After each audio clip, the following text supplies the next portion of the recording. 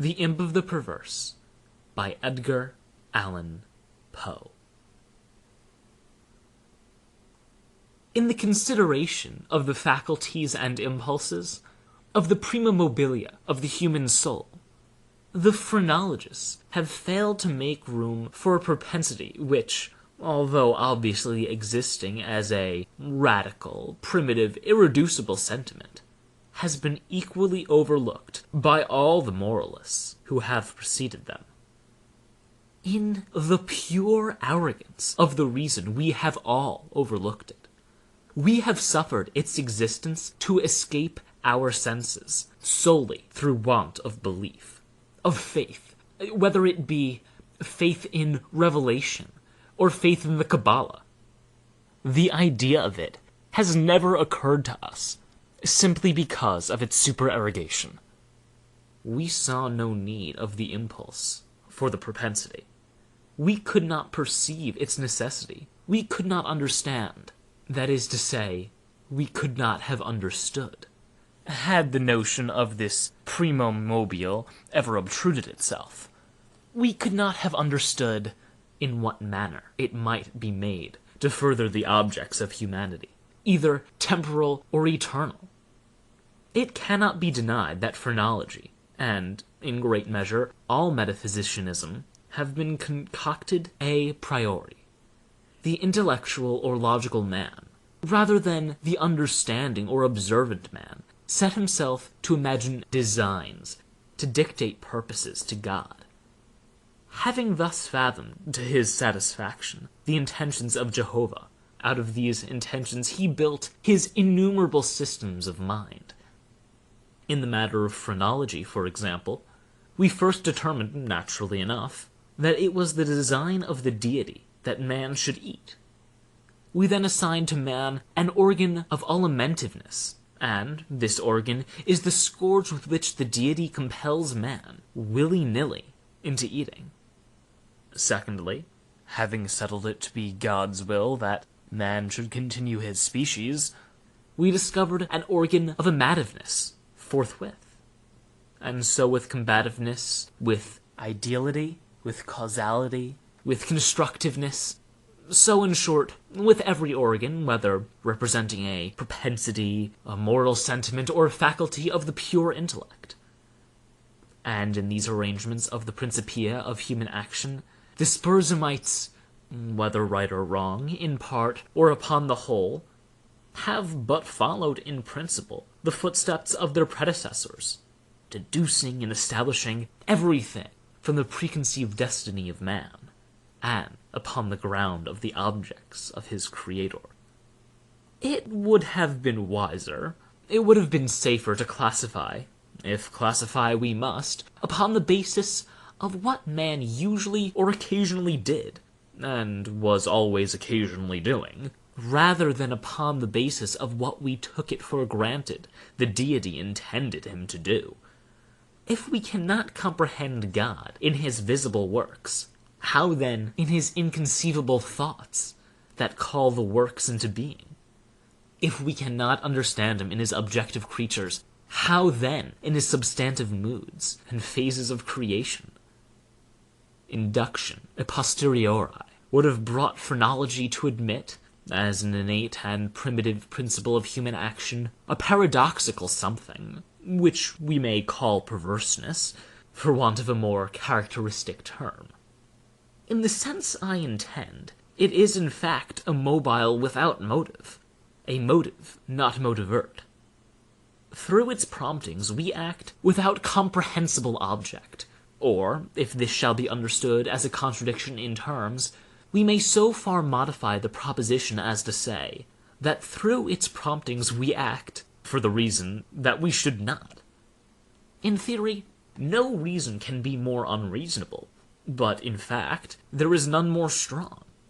With certain minds, under certain conditions, it becomes absolutely irresistible. I am not more certain that I breathe than that the assurance of the wrong or error of any action is often the one unconquerable force which impels us, and alone impels us to its prosecution. Nor will this overwhelming tendency to do wrong for the wrong's sake, admit of analysis or resolution into ulterior elements. It is a radical, a primitive impulse elementary. It will be said, I am aware, that when we persist in acts because we feel we should not persist in them, our conduct is but a modification of that which ordinarily springs from the combativeness of phrenology. But a glance will show the fallacy of this idea. The phrenological combativeness has for its essence the necessity of self-defense. It is our safeguard against injury. Its principle regards our well-being, and thus the desire to be well is excited simultaneously with its development. It follows that the desire to be well must be excited simultaneously with any principle which shall be merely a modification of combativeness. But in the case of that something which I term perverseness, the desire to be well is not only aroused, but a strongly antagonistical sentiment exists. An appeal to one's own heart is, after all, the best reply to this sophistry just noticed. No one who trustingly consults and thoroughly questions his own soul will be disposed to deny the entire radicalness of the propensity in question. It is not more incomprehensible than distinctive. There lives no man who at some period has not been tormented, for example, by an earnest desire to tantalize the listener by circumlocution. The speaker is aware that he displeases. He has every intention to please. He is usually curt, precise, and clear. The most laconic and luminous language is struggling for utterance upon his tongue. It is only with difficulty that he restrains himself from giving it flow. He dreads and deprecates the anger of him whom he addresses. Yet the thought strikes him that by certain involutions and parentheses this anger may be engendered. That single thought is enough. The impulse increases to a wish, the wish to a desire, the desire to an uncontrollable longing, and the longing, to the deep regret and mortification of the speaker, and in defiance of all consequences, is indulged. We have a task before us which must be speedily performed. We know that it will be ruinous to make delay. The most important crisis of our life called, trumpet-tongued for immediate energy and action. We glow. We are consumed with eagerness to commence the work, with the anticipation of whose glorious result our whole souls are on fire.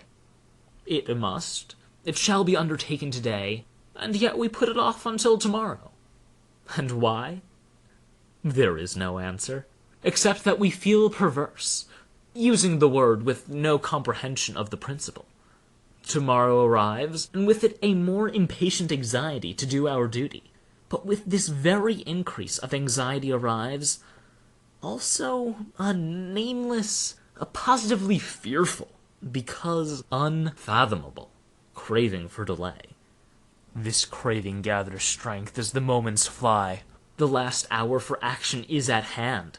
We tremble with the violence of the conflict within us, of the definite with the indefinite, of the substance with the shadow. But if the contest have proceeded thus far, it is the shadow which prevails. We struggle in vain. The clock strikes, and it is the knell of our welfare. At the same time, it is the chanticleer. Note to the ghost that has so long overawed us. It flies, it disappears, we are free.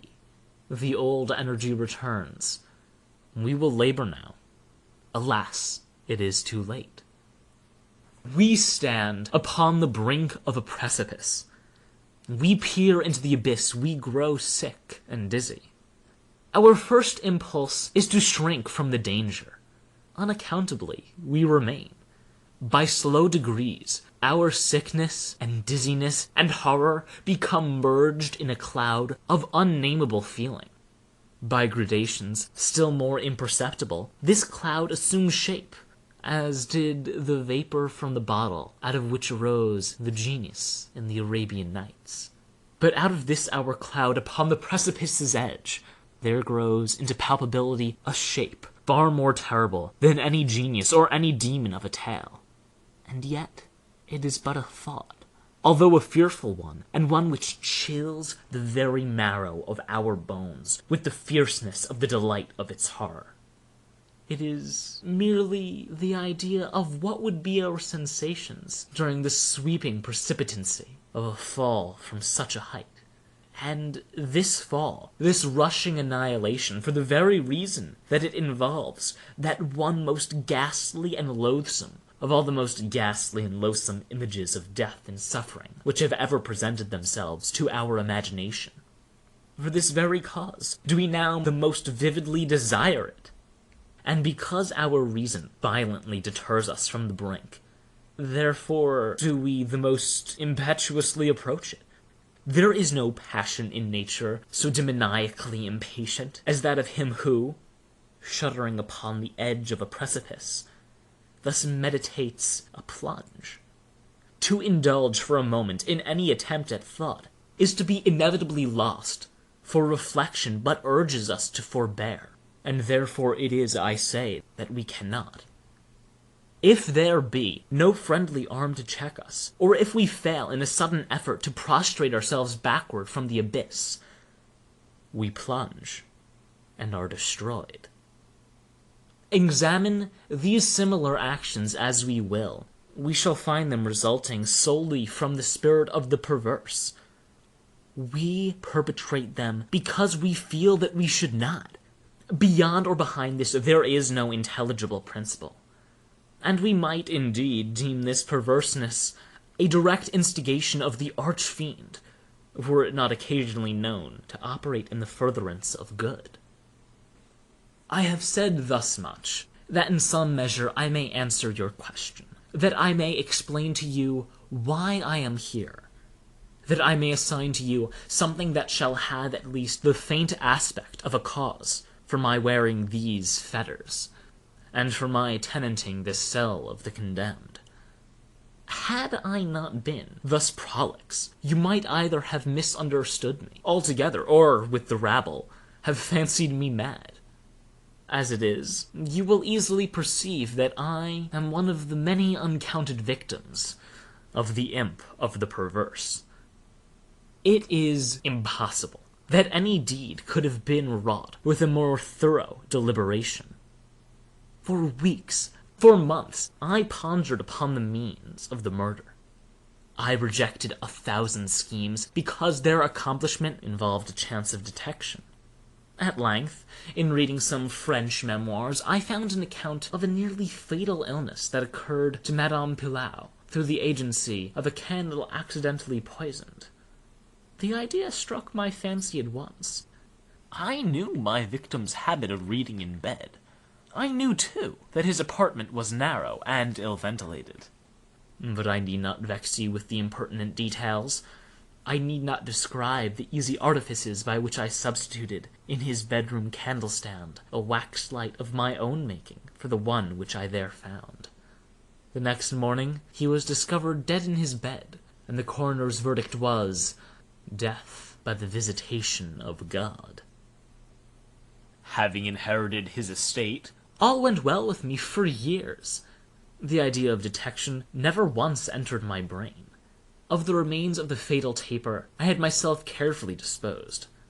I had left no shadow of a clue by which it would be possible to convict, or even to suspect me of the crime. It is inconceivable how rich a sentiment of satisfaction arose in my bosom as I reflected upon my absolute security. For a very long period of time, I was accustomed to revel in this sentiment. It afforded me more real delight than all the mere worldly advantages accruing from my sin. But there arrived at length an epoch, from which the pleasurable feeling grew, by scarcely perceptible gradations, into a haunting and harassing thought. It harassed because it haunted. I could scarcely get rid of it for an instant. It is quite a common thing to be thus annoyed with the ringing in our ears, or rather in our memories, of the burthen of some ordinary song, or some unimpressive snatches from an opera. Nor will we be the less tormented if the song in itself is good, or the opera airs meritorious. In this manner, at last, I would perpetually catch myself pondering upon my security, and repeating in a low undertone the phrase, "I am safe." One day, while sauntering along the streets, I arrested myself in the act of murmuring half aloud these customary syllables. In a fit of petulance, I remodeled them thus: "I am safe. I am safe, yes, if I not be fool enough to make open confession." No sooner had I spoken these words than I felt an icy chill creep to my heart.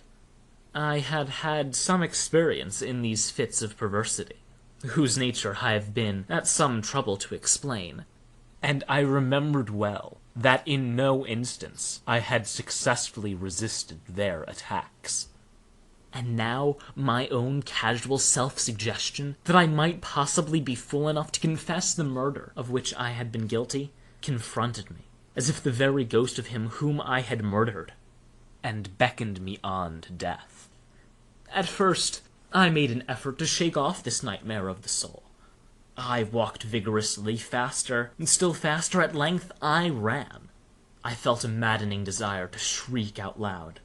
Every succeeding wave of thought overwhelmed me with new terror, for alas, I too well understood that to think in my situation was to be lost. I still quickened my pace.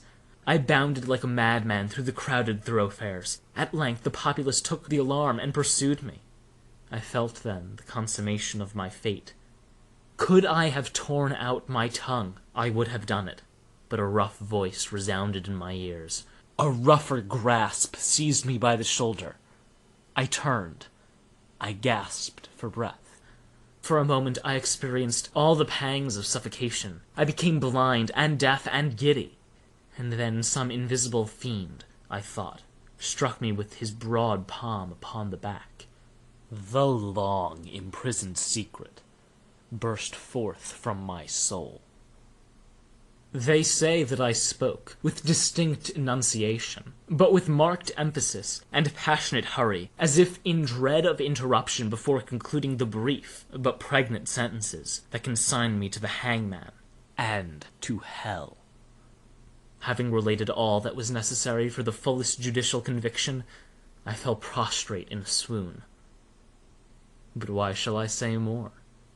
Today I wear these chains, and am here.